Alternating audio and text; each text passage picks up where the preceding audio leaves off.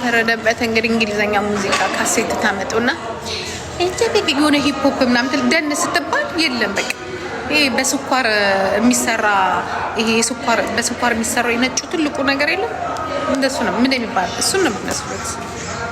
ቃሊቲ እስር ቤት እንጂ አዲስ አበባ አይደለም። ከአዲስ አበባ ሰው ጋር ቃሊቲ እኔም ማቀው ቃሊቲ ስናጠፋ የኢትዮጵያ መንግስት ወስዶ እዛ እንደሚወረውረን ነው። ባናጠፋ ደግሞ ከርቸሌ በደንብ ያጠፉትን ወደ ቃሊቲ ያላጠፋነውን ደግሞ ላምበረት እዛ በዛ ነው ቃሊቲ የሚታወቀው። ወይ ደግሞ እንትን መኪና ሲኖርሽ ደግሞ ምትከፊበት ማለት ነው።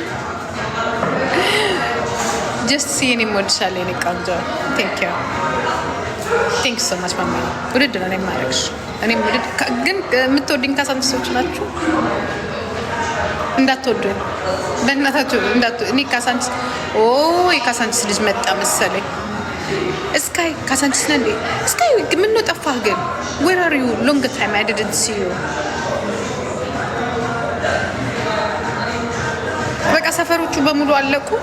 በግተራስ የሚባል የለም። ፒያሳማ የአሪፎች ሰፈር እኮ ነው። የአራዳ ልጆች ሰፈር ነው። ባቅላባ ምናምን ትበላበት ያ ቲኔጀር ስትሆን ምናምን ነገር ሄደ የሆነ ቦታ ላይ እንዲህ ምናምን ሳሪስ እኮ ሰፈር አይደለም፣ የፋብሪካ ማዕት ያለበት ነው። እኛ ስለ ሰፈር ነው ያወራነው። ያ ወይን አበባ ምን አበባ ምን እኔ እኮ ሰፈር አይመስለኝም እሱ እከካም አትሳደቡ። የአዲስ አበባ ልጅ አይደለሽም ማለት ነው። የአዲስ አበባ ልጅ ብትሆኝ ኖሮ አሪፍ ነበረ። እኔም ውድድር ማድረግሽ እኔ ቆንጆ። ለጋር እኮ ሰፈር አይደለም። ለጋር እኮ ሰፈር አይደለም። ወደ ድሬዳዋ ልትሄድ ስትል ወይንም ደግሞ ስታዲየም ልትገባ ስትል ትኬት የሚገዛበት ሰፈር ነው። ገባ? ከሆነ ሰፈር ሚኒባስ እናንተ ሲመጣ የሚያርፍበት ነው ለጋር። የለጋር ልጅ ነኝ። ባቡር የሚቆምበት ነው። ሰፈር ማለት መርካቶ ነው። ያ የኢትዮጵያን ሀገር በሙሉ የሚያንቀሳቅስ በምላስም ቢሆን እኔ በቅሎ ቤት አላውቀውም። በቅሎ ቤት አላውቀውም። እሱ እኮ ሰፈር አይባልም፣ ሀገር እኮ ነው የሚባለው። ትልቅ ሰፈር እግዚአብሔርን በቅሎ ቤት የሚባለው ትልቅ ሰፈር ነው። በቃ ትልቅ ሰፈር። ኮልፌማ ቡቲካችን ነው። ቡቲካችን ኮልፌ ልብስ የምንገዛበት ሰልባጅ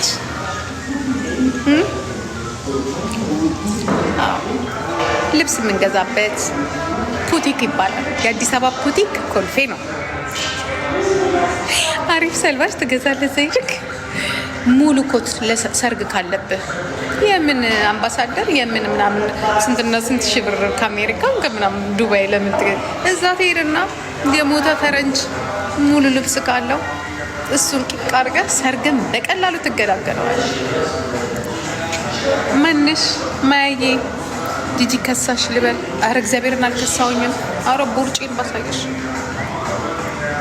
ገና በጣም ዞረሻል፣ ግን በጣም ዞረሻል።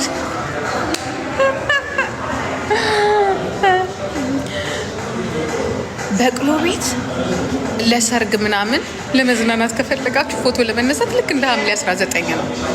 ትልቅ ሰፈር ነው። ንጹህ የኔ ቆንጆ ትልቅ ሰፈር ነው። አሁን አላ የድሮን ነው የምነግራችሁ። እኔ እኮ የምነግራችሁ እኮ ልጁን የማውቀውን ነው። ትልቅ ሰፈር ነው። ጽድት ያለ ሰፈር ነው። የሆነ ሌላ ከተማ ያላችሁ ነው የሚመስለው። አስፓልቱ ምናምን ከዲአፍሪካ ወደዛ ተስማተው ስትሄዱ ማለት ነው። ግን ከበቅሎ ቤት አልፋችሁ ወደ የሆነ ሰፈር ወደ ቄራ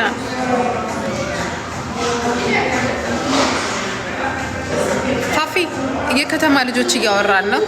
የክልል ልጆች ብትወጡ ሲሪየስሊ ውጡ። ክልልን አይመለከትም። ይሄ ምርጫ አይደለም። እኛ የምናወራው ስለ ፌዴራል መቀመጫ ስለ አዲስ አበባ ልጆች ነው። የክልል ልጆች ዝም ብላችሁ እንደ ከብት አትግቡ፣ ውጡልን። አንዳንድ ህጻናቶች አባባ ተስፋዬ ህጻናቶች ዝም ብላችሁ አፋችሁን ዝም ብላችሁ ወይ አማርኛው ወይ ትግረኛው ወይ ወራው አንድ ጊዜ አንዴ ወደዚህ የከተማ ልጆች ባካችሁ ወደዚህ ፊት ለፊት ሆኑ። የአዲስ አበባ ልጆች የድሮዎቹ ኦኬ። አሁን እኮ አዲስ አበባ የኛ አይደለች። የአዲስ አበባውን የኮሪደር አዲስ አበባ አንድ ጊዜ ወደዚህ ሲቀጥ በሉ ቀጥ። የአዲስ አበባ ልጅ ደግሞ በጣም ኩል ሆኖ ነው የሚቀመጠው።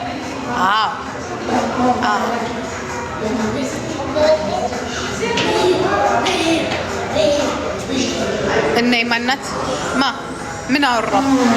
የኛ አይደለች፣ የማንም አይደለች፣ የማናችንም አይደለች። ዝም ብለን የምናያት አሁን አዲስ አበባ ወዴት እንደሆነች አናውቅም። መርካቶ የሌባ ሰፈር ነው እና ሌብነት ስራ አይደለም። ውጃ እንዳንቺ አፍ ከፍቶ ብሎ ቁጭ ከማለት እዚህ ጋራ ወይ ስረቂ ወይ ስሪ ወይ ተማሪ ወይ ነገር አድርጊ። አሁን አንቺ እዚህ ጋር ትሰደቢያለሽ። ምን ያደርጋል ይስድብ?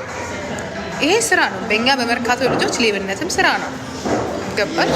ግን ከየት ነው የምትሰርቂው ነው? ከየት ነው የምትሰርቂው?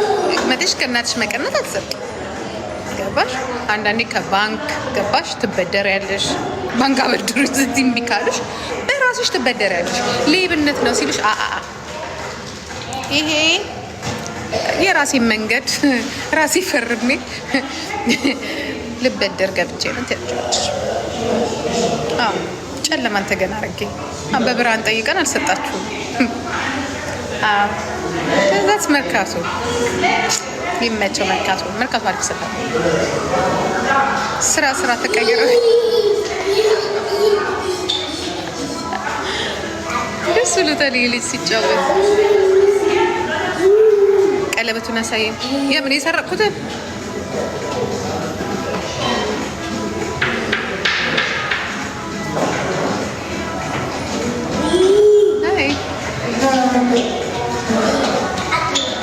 በሉ ሆዴ ጠገበ። ትንሽ ከቆየው ደግሞ እኔ ይሄንን እንትንን የምጠራው አንበሳ 10 አንበሳ ስታወርድ ነው። ብልጦ በእኔ ልታስተዋውቂ አንበሳ አውርድ ዲል እናድርገን እናንተ። ከዛ እጠራላለሁ። በሉ ቻርጅ ላልቀ ነው።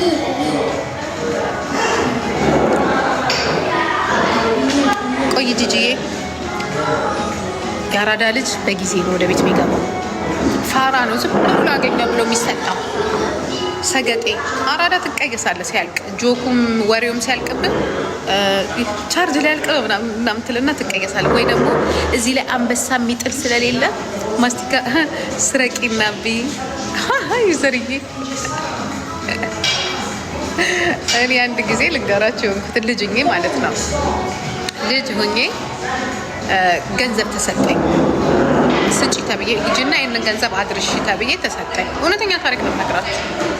ኦኬ። ከዛ ተሰጠኝና ኪሴ ውስጥ አድርጌው ከልጆች ጋር እየተጫወትኩኝ ረስቼዋለሁ። እግዚአብሔር ረስቼዋለሁ። ከዛ ተመልሼ መጣሁና በስንተኛው ጊዜ የኢትዮጵያ እንትን ልብሱ ታጥቦ ወይ አላገኘችውም ይሁን ምን አላውቅም። ልብሱን ስልት ውስጡ አገኘሁት መልሼ እዛው ኪሴ ውስጥ እንደዚህ አይነት ውስጥ አገኘሁት። ከዛ ሳየው በጣም ደህና ነው። ከዛ ኪሴ ውስጥ ገንዘብ አገኘው። የጓደኞቼ ልጅ ያልኳችሁ ሱቅ ሂጄ ብዙ ብር እኮ ነው ጀስት ሲኒ ቆንጆ ያ። ከዛ ጓደኞቼን ይዤ ሂጄ ያልኳችሁ ነጩን ከረሜላ ማስቲካ ምናምን አፎፋ ድሮ የምትገዙበት የለ ገዝቼ አላልቃለኝ። ከዛ ሳንቲም አለው መልሼ ኪሴ ውስጥ ከተትኩኝ። ከዛ ይህን የሚያክል ማስቲካ ያው ቤተሰብ ከዛ ስበላ ከዛ ሴትዮዋ ይመስለኛል ማዘርን ይጠይቋታል። አያቴን ነው ግን ይጠይቋታል። ባናና ምን የሰፈሩን ልጆች በሙሉ ነው እንጂ ገዛውላቸው። ከዛ ጓደኛ ይጠይቋትና ማዘርን ይጠይቋታል። ጓደኛዋ ናቸው። ከዛ ኧረ ለጂጂ ሰጥቻት አላመጣችሁላችሁም ስትባል አላመጣ። ከዛ በስንተኛ ጠጠራኝና አልሰጥሻቸውም ብር ስትለኝ የምን ብር አልኳት። ግን ራሴ ረስቼዋለሁ። እንደዚህ ብዬ ትዝ ሲለኝ ኪሴ ውስጥ ብዙ ገንዘብ አለ። ከዛ ደነገጥኩ። በቃ በጣም ደነገጥኩኝ። ከዛ ምን ልመልስ ቆይ ምናምን ብላኝ እሷ ሄደች። ከዛ ሰራተኛዋ ደግሞ ኬታ መጣሽ ትለኛለች። እኔ የምታሳድገኝ ሞግዚቴ ማለት ነው። ይህንን ብር ኬታ መጣሽ ትለኛለች። እኔ እንጃ ኬት እንዳመጣው ራሱ አላውቀውም። ገባችሁ? አላውቀውም በቃ። ከዛ የሰፈር ልጆች ተጠየቁ። ግን ህጻናቶቹ ሲጠየቁ አቃጣሪዎች ምን እንደበላን ምን እንደገዛውላቸው ሁሉ ምናምን ነገር ተናገሩ። እኔ አባቴ ቁጭ አረገኝና ከየት አምጥተሽ ነው እንደዚህ እኔ እንጃ አላቅም። በጣም እኮ ልጅ እኮ ነኝ አላቅም። የታለ ፍራንኩ ሲባል ከቀበርኩበት አልጋዬ ትራስ ስር አድርጌዋለሁ። ሳንቲሞቹን ከቀበርኩበት እማረሳው በቃ እማረሳው አውጥቼ ስጠት የተረፈው ከየት እንዳመጣው ግን አላቅም። እረስቸዋለሁ። በቃ የበላንበትን በልተን ጓደኞቼ አጋልጸውኝ ወስደው አስበሉኝ ለቤተሰቤ። እነዚህ አቃጣሪዎች እስከነቀኑ እስከነ ቦታው ተናግረው ማለት ነው ምን ቀን እንደበላን፣ ምን አይነት ከረሜላ እንደበላን፣ ምን አይነት ማስቲካ እንደበላን። ህፃንነት ግን እንዴት ደስ እንደሚል አይስወር። ህፃን እኮ ሀቀኛ እኮ ነው። እኔ ግን ስቲል ነው ድረስ የማይገባኝ ነገር በቃ አላውቀውም። በኋላ ነው በቃ በኋላ ግን የተቆጣሁት መቆጣት። ከዛ በኋላ ግን በጣም ጥንቁቅ ሆንኩኝ። እኔ በጣም ነው የምጠላው እንደዚህ አይነት ስለ ገንዘብ ነገር በጣም ነው የምፈራው። ከዛ በኋላ ግን አይስወት ጠንቃቃ በቃ ጠንቃቃ። ተገረፍሽ? አይ መገረፍ እንኳን የለም ግን ቁጣው እና ጊዜ አላገኘችም አያቴ እንጂ ትቀጠቅጠኝ ነበር። መስረቅ እኮ ፈልግ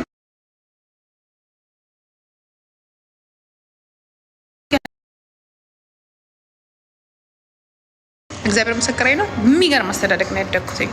ኦኬ ቲያትር እገባለሁ፣ በፕሮግራም ፊልም እገባለሁ። የሚጠጣ ነገር የሚበላ ነገር ማስቲካ ሁሉ ነገር ይገዛልኛል። ኦኬ